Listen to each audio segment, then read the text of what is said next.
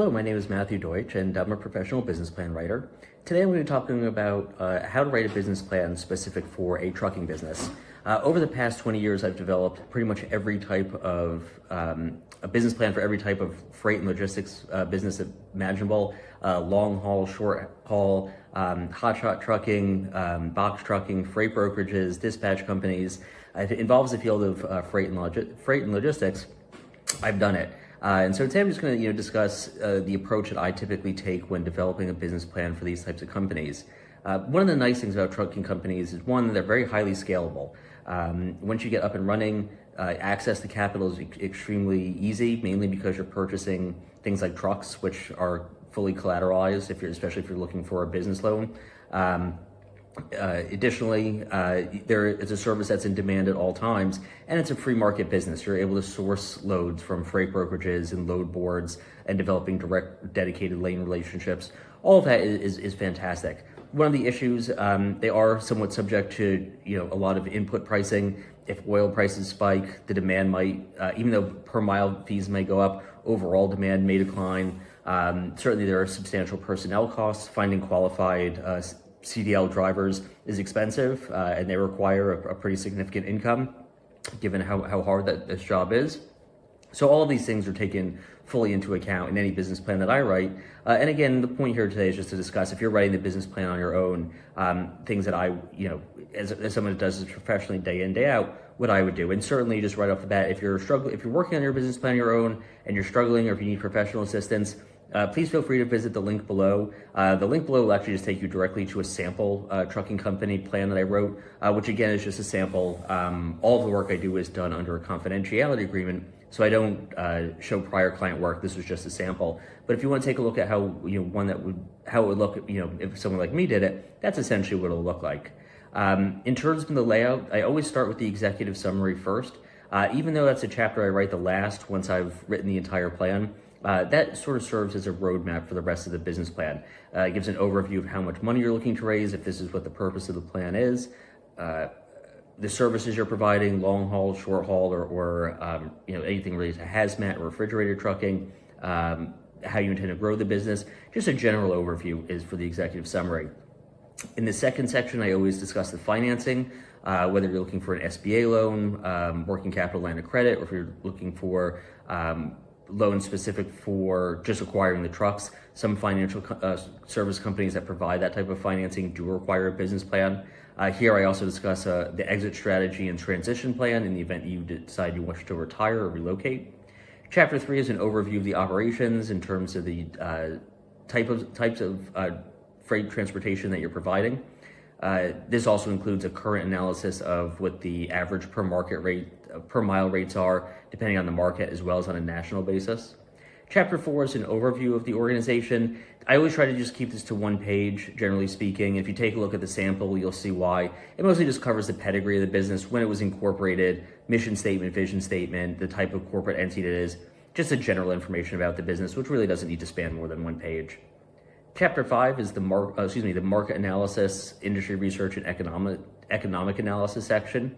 I always segment this into 4 sections. The first being the economic analysis, which is extremely important for a trucking company. What is the current state of the economy? What is current inflation, GDP growth, consumer spending? All of these things have significant impacts on how a trucking company operates. So this is one of the sections that, if you're writing on your own, or if I am doing it, I always focus heavily on this.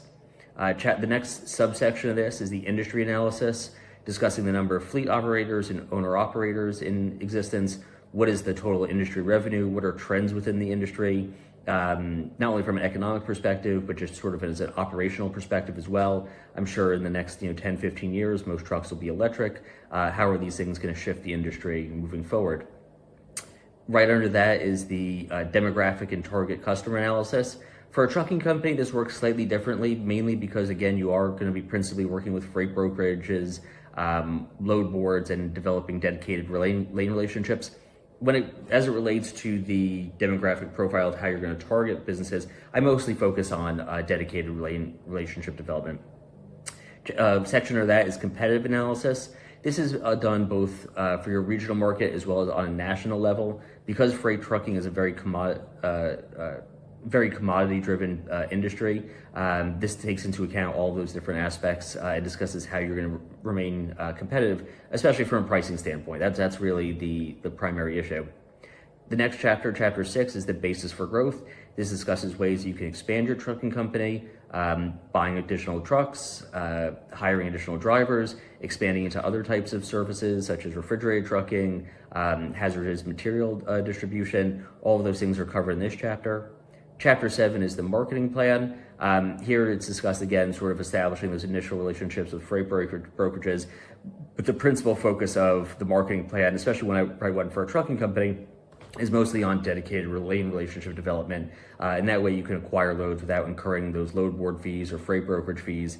And it also provides a very highly predictable stream of revenue, especially if you're operating on a more regional basis with a box truck or something of that nature.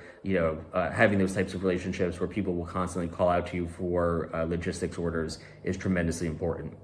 Chapter 8 is the organizational plan. Here I talk about salaries and roles, how many drivers you're going to have on staff, whether you're going to have any staff dispatchers, support staff. From much larger trucking enterprises that I've worked with in the past, they maintain their own fleets, so you're going to have mechanics and people that are going to be supportive in those roles.